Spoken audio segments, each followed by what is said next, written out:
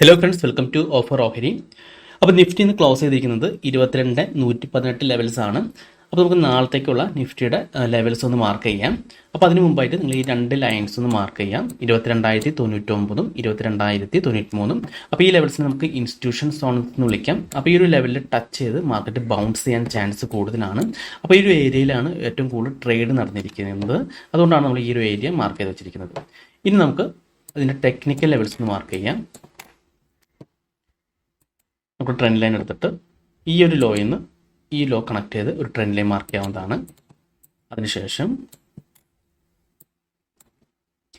ഇവിടെ നമുക്കൊരു trend line mark ചെയ്യാം. അപ്പോൾ ഇതൊക്കെയാണ് മെയിൻ ആയിട്ടുള്ള രണ്ട് ട്രെൻഡ് ലൈൻ. ഇത് നമുക്ക് ഇന്നത്തെ നോക്കുകയാണെങ്കിൽ ഇവിടെ നമുക്കൊരു ട്രെൻഡ് ലൈൻ കിട്ടിയിട്ടുണ്ട്.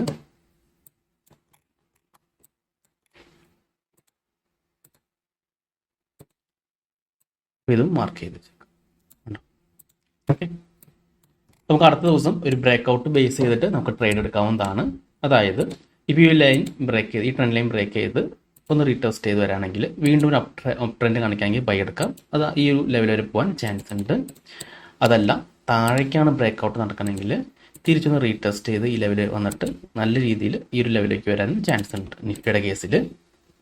അപ്പോൾ ബ്രേക്ക് ഔട്ട് ചെയ്ത ക്യാൻഡിൽ തന്നെ ബൈയോ സെൽ എടുക്കരുത്, നമ്മൾ ജസ്റ്റ് ഒന്ന് വാച്ച് ചെയ്യണം. ചില സമയത്ത് നമുക്ക് ഇവിടെ ഒരു ബ്രേക്ക് ഔട്ട് വന്ന് അടുത്ത ക്യാൻഡിൽ ചിലപ്പോൾ റിവേഴ്സ് ആവാൻ ചാൻസ് കൂടുതലാണ്. അതുകൊണ്ടാണ് നമ്മൾ ബ്രേക്ക് ഔട്ട് ചെയ്തതിന് ശേഷം അടുത്തൊരു ക്യാൻഡിൽ കൂടി വാച്ച് ചെയ്തതിന് ശേഷം മാത്രം നമ്മൾ എൻട്രി എടുക്കാവൂ. അതുപോലെ ജസ്റ്റ് ഈ ലെവൽസ് ഒക്കെ ഒന്ന് നിങ്ങൾ ചാർട്ടിൽ മാർക്ക് ചെയ്തിട്ട് ഒന്ന് വാച്ച് ചെയ്ത് നോക്കാം. ഇനി അടുത്ത് നമുക്ക് നോക്കാൻ പോകുന്നത് ബാങ്ക് നിഫ്റ്റി ആണ്.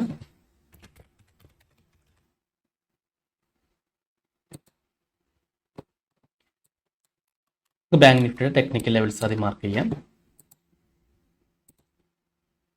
ഇപ്പോൾ ഇവിടെ നല്ലൊരു ട്രെൻഡ് ലൈൻ മാർക്ക് ചെയ്യാൻ പറ്റും. ഒരുപാട് തവണ സപ്പോർട്ട് എടുത്തിട്ടുണ്ട്. അതുപോലെ തന്നെ ഇവിടെ നിന്ന് താഴേക്ക് ഒരു ട്രെൻഡ് ലൈൻ മാർക്ക് ചെയ്യാം.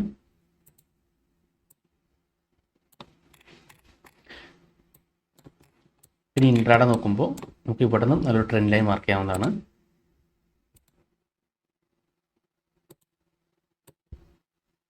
ഓക്കെ, അപ്പോൾ ഇതും നമുക്ക് ഈ ബ്രേക്ക് ഔട്ട് ഇപ്പോൾ മുകളിലേക്കാണ്, ഈ മുകളിലത്തെ ട്രെൻഡ് ലൈൻ ബ്രേക്ക് ചെയ്ത് വീണ്ടും റീടെസ്റ്റ് ചെയ്ത് തിരിച്ച് മുകളിലേക്ക് കയറുകയാണെങ്കിൽ ബൈ എടുക്കാം. ഈ ഒരു ലെവൽ വരെ പോകാൻ ചാൻസ് ഉണ്ട്.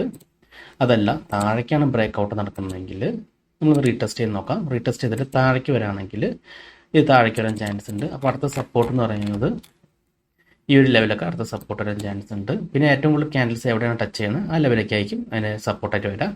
ഇവിടെയൊക്കെ സപ്പോർട്ട് വരാൻ ചാൻസ് ഉണ്ട്.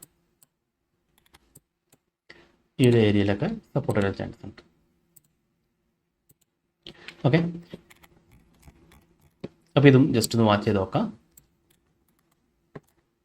അപ്പോൾ അതിന് തന്നെ നമ്മൾ ബാങ്ക് നിഫ്റ്റിയുടെ ചാർട്ട് ഓപ്പൺ ചെയ്തിട്ട് ട്രെൻഡ് ലൈനുകൾ മാർക്ക് ചെയ്യാം ഇതേപോലെ.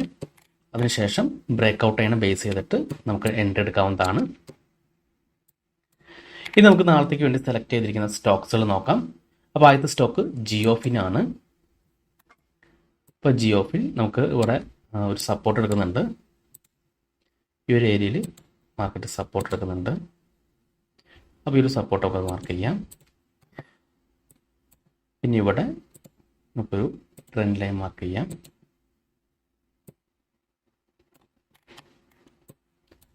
അതുപോലെ ഇവിടെ മാർക്ക് ചെയ്യാം.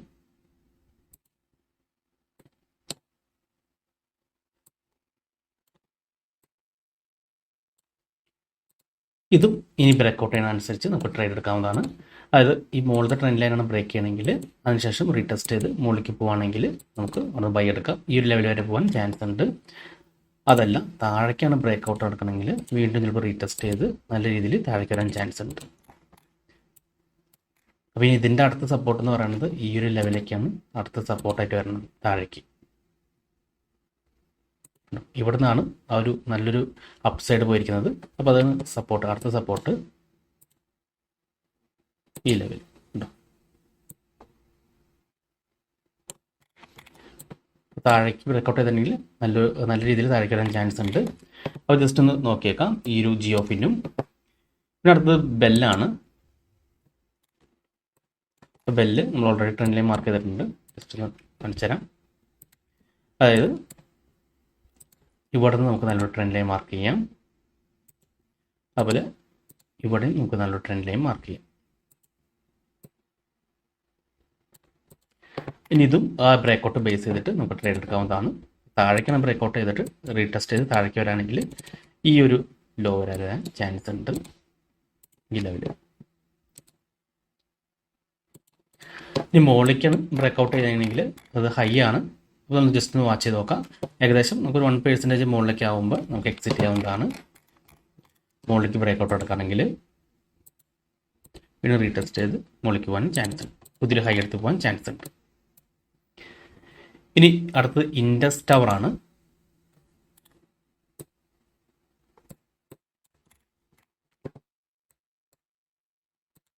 ഇത് ഇവിടെ ഒരു സപ്പോർട്ട് എടുക്കുന്നുണ്ട്. ഈ ഒരു ഏരിയയിൽ സപ്പോർട്ട് എടുക്കുന്നുണ്ട്. അപ്പോൾ ഈ ഒരു സപ്പോർട്ട് ബ്രേക്ക് ചെയ്തിട്ടുണ്ടെങ്കിൽ മാർക്കറ്റ് ഈ ഒരു ലെവൽ വരാൻ ചാൻസ് ഉണ്ട്. ഇപ്പോൾ ബ്രേക്ക് ചെയ്ത് ചിലപ്പോൾ റീടെസ്റ്റ് ചെയ്തിട്ട് ഈ ഒരു ലെവൽ വരാൻ ചാൻസ് ഉണ്ട്. ഇവിടെ ഇനി അടുത്ത അപ്സൈഡ് നോക്കുകയാണെങ്കിൽ നമുക്ക് ഇവിടെ നിന്നൊരു ട്രെൻഡ് ലൈൻ മാർക്ക് ചെയ്യാവുന്നതാണ്.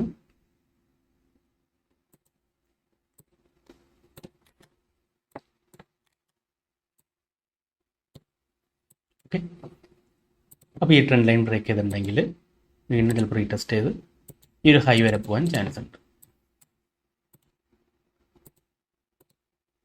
അപ്പോൾ ഇതൊക്കെയാണ് നമ്മൾ നാളത്തേക്ക് സെലക്ട് ചെയ്തിരിക്കുന്ന സ്റ്റോക്സുകൾ. അപ്പോൾ ഈ സ്റ്റോക്സിലൊക്കെ നിങ്ങളുടെ വാച്ച് ലിസ്റ്റിൽ ആഡ് ചെയ്തിട്ട് ഈ ലെവൽസ് ഒന്ന് ചാർട്ടി മാർക്ക് ചെയ്ത് ജസ്റ്റ് ഒന്ന് വാച്ച് ചെയ്ത് നോക്കാം.